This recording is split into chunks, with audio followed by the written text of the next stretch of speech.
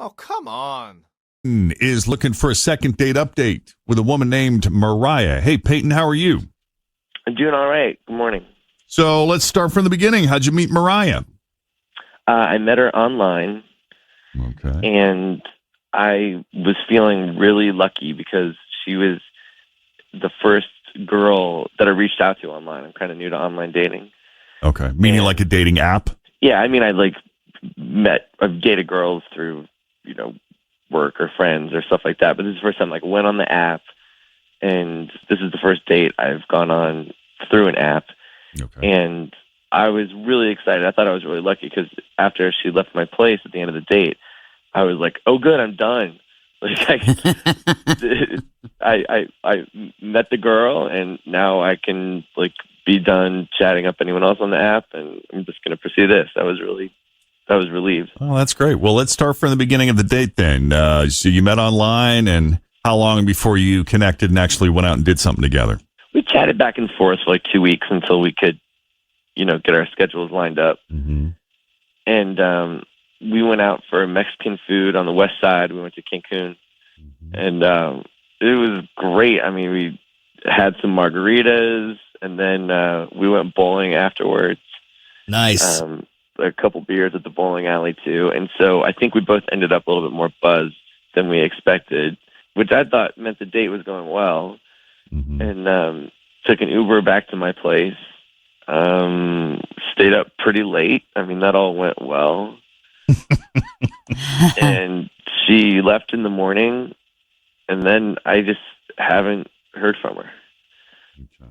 And I thought it went great. I mean, all the signs that she would, dinner went so well, then we went bowling. Then bowling went well enough that she wanted to come to my place. I mean, it all seemed to flow, so I'm confused.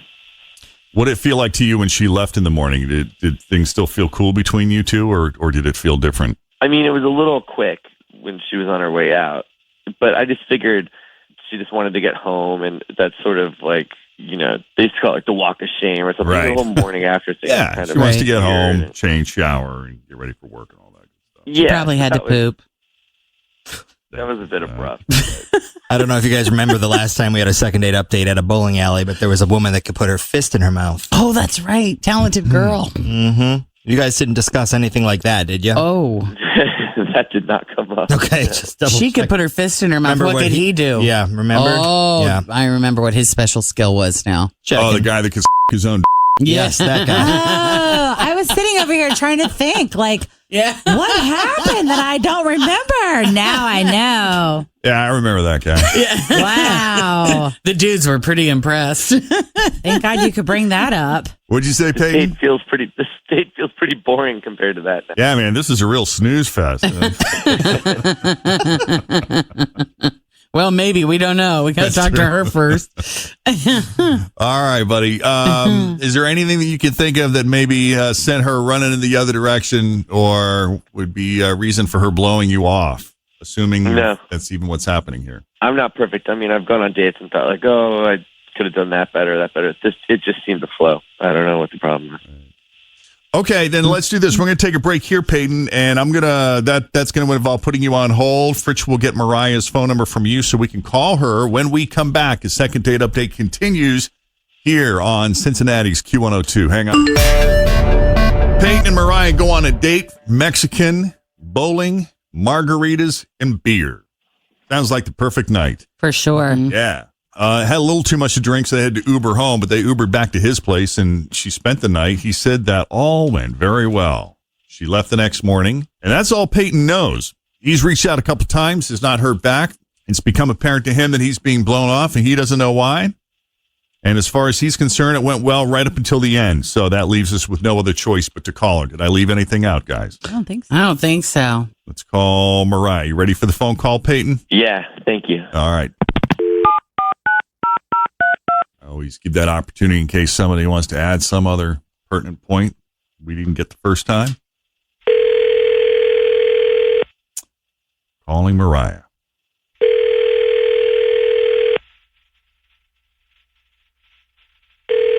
Hello? Hi, can we speak to Mariah, please? This is Mariah. Hey, Mariah, it's Jeff and Jen at Q102. Did we wake you up? Hey, Jeff and Jen. He's awake. That woke her up. This is a second date update, huh? You got it. This is about Peyton. That was a huge disappointment. Oh, well, care to elaborate? We have Peyton on the line, full disclosure. Okay. Which you probably already know if you listen to Q102 and you're familiar with Second Date Update. Yeah. He was left with the impression that you were all about it right up until the very end. Something happened? Ugh.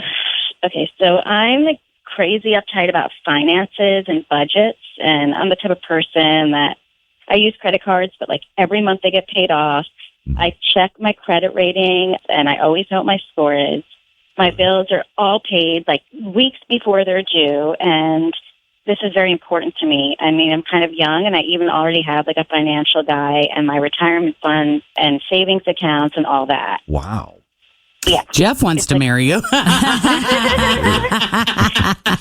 You sound perfect. And I know I'm trying very hard not to look at him because I can feel his eyes on me, Not at like all. with his eyebrows raised, and you know he's nodding his head and he's like, "See, this is responsibility with your finances." Well, this isn't the kind of thing you see every day, but that's awesome. Good for you. But I would imagine you probably make people crazy around you, though, because of that, right? I mean, would you say you're a little obsessive about it? It's great that you're responsible, but I mean, are there a lot of things that you don't do because you know that money you can't afford to do that right now because all of your money is going into your savings and your. Well, I mean, honestly, I just try to be responsible. I'm not cheap about it. I just do think it's important to like keep your finances in order. It's just like very important to me. And so when I was like getting ready to leave his place the morning after our date, he goes to order me an Uber. And then I was like, oh, why don't you just like drive me home? And he says, I would if I had a car, but it got repoed 2 weeks ago. Oh, no. Yeah. And like I tried to be cool and polite in that moment, like play it off, like, oh, okay. But in my head, I was like, what? Oh, Did my you God. now? Like, how could I imagine? Like, I can't even imagine. And also, not only did his car get repoed, but he said it like so casually and so nonchalantly, like this is just like a regular thing that happens to everybody. I mean, I don't even know how many payments like you have to miss for them to actually come and like take away your car and repo it. It's a I mean, how lot, does that isn't even it? happen?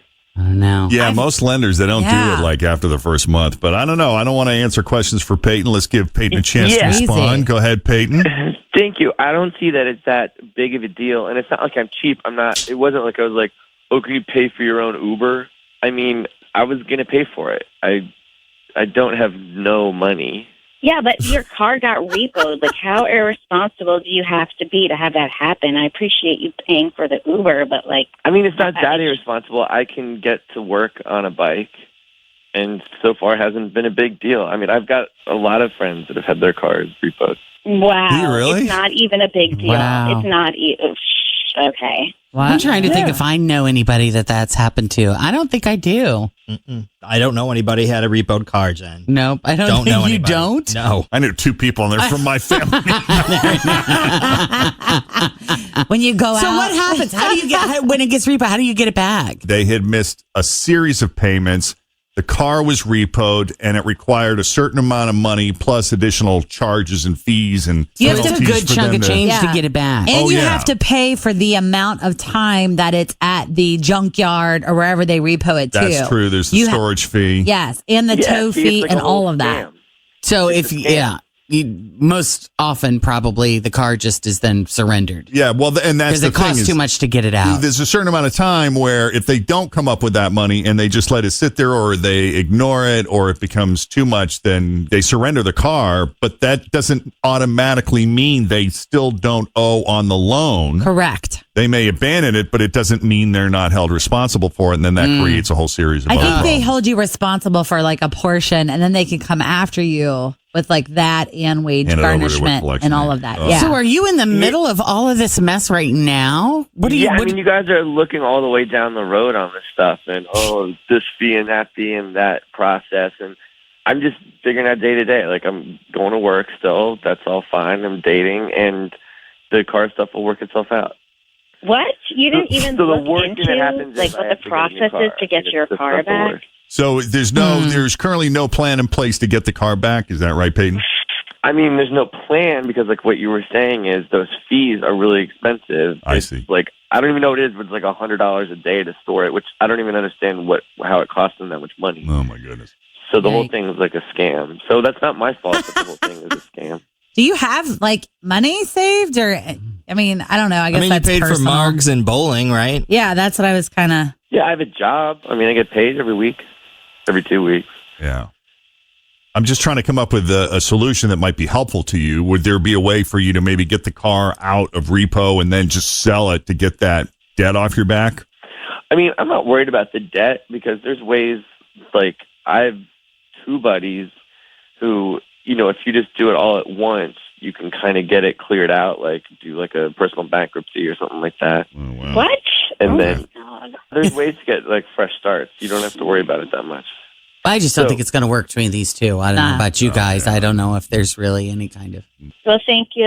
I appreciate the date. It was nice, but it's not going to work for us. All right. Well, I'm sorry, Mariah. We appreciate you taking the call. And Peyton, I'm sorry it didn't work out. If we can help you out with anything else, give us a shout back. I need a car. Yeah, I know. Yeah, I don't know what to tell you there. How about a loan, Jeff? Will you float him a loan? Hey, I know of a used Pontiac G6 that might be available for sale soon. Very, very soon. All right, buddy. Thanks for the call, man. Good luck to you. Yeah, thanks anyway, guys. Take it easy. All right. If you need a little help with the second date update,